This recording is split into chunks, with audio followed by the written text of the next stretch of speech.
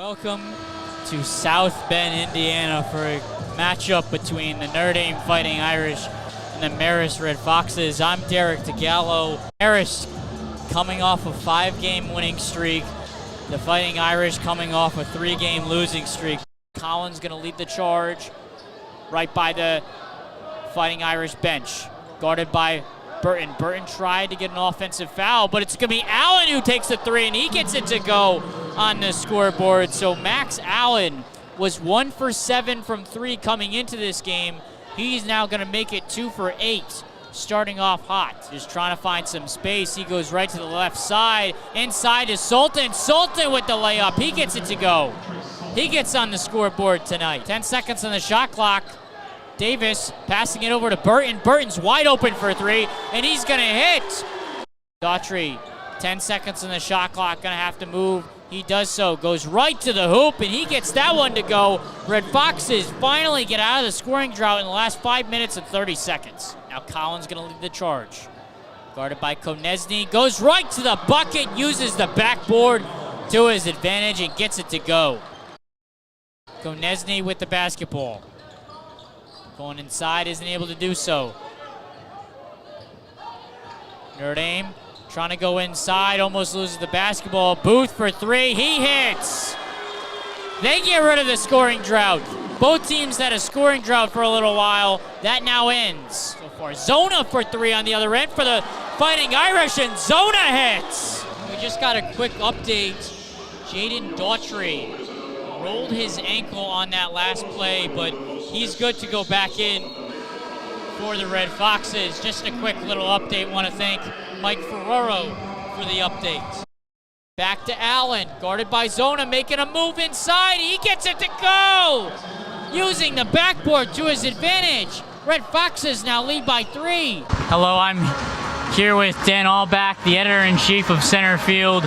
First half, Red Foxes off to a hot start, leading by 1 against Notre Dame. What are you expecting them to do in the second half? Well, it's clear, Derek, John Dunn has constructed a beautiful perimeter defense. Marcus Burton is the channel for everything Notre Dame does on the offensive side of the ball. And where does he go best? He goes best in the paint. And he has not been effective in this late game. He's 5 for 11 on shots. He has been effective overall, but they need to find a way to continue to contain Burton. He has been the proponent of this offense, and if they can find a way to get Burton contained while guarding those wings, those shooter wings, they will be effective for the rest of this game. Yeah, I mean, you look at Red Foxes defensively, they've only given up 24 points in this one, but from an offensive standpoint, three-point shooting has really just not been there for the Red Foxes. How are they going to be able to adapt in the second half offensively?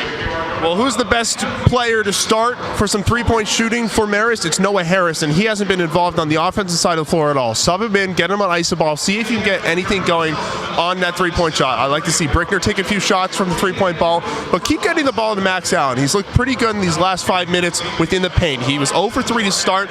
Since then, he's been very effective in the post. He had that nice spin move early to get him to the line. He's been very effective in the low post. They need to get the ball to him, but create some shots on the iso ball and get some shots to Harris and Brickner. And then just overall, what are your thoughts just on the first half? I don't know what you were thinking in terms of score, but it looks like it's going to be a low-scoring game in this one. This is what they call a low-scoring affair, Derek. It's almost 50 points, no, a little less than 50 points in this first half. But Marist defense has been top 10 in the country so far this season, and if they can find a way to keep up with the Fighting Irish, it finally looked like they were going to slip, and they kept it going. They contained Burton. They contained those wings. They need to continue to contain them. I've said it repeatedly, but it's the truth. If Marist can get some sort of offensive identity in the second half, they will be effective. Yeah, that's the big key for the Marist. We'll see what happens in the second half. It's certainly going to be a good one. This back to Burton, to Konechny, the three-point maker, and he makes it. Konechny, the guy they were expecting to have a huge impact from the beyond the arc.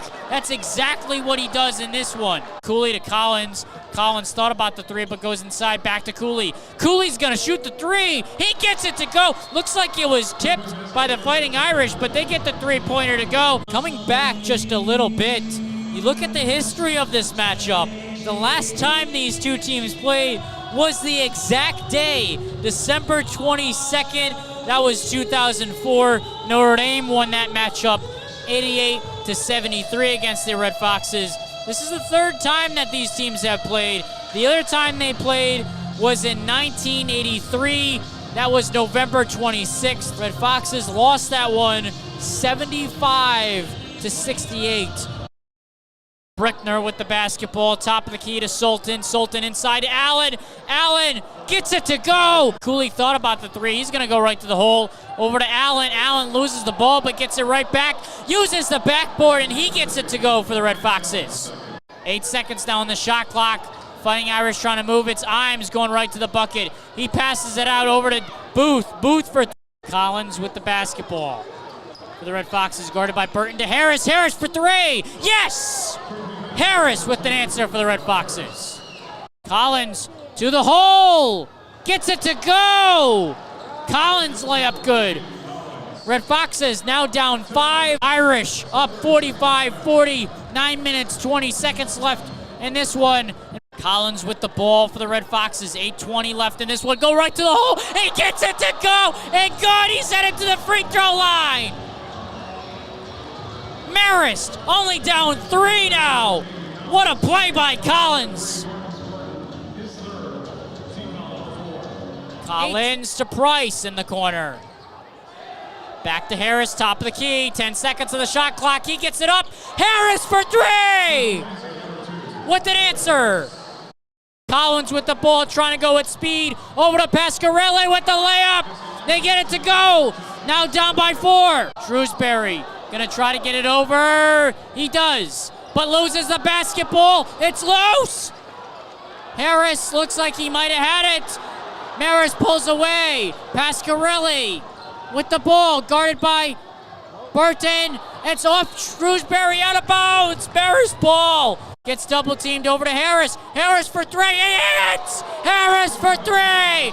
He gets it to go. Marist down by 2. 1:30 remaining in this game. Burton with the basketball for the Irish. Gets it over half court.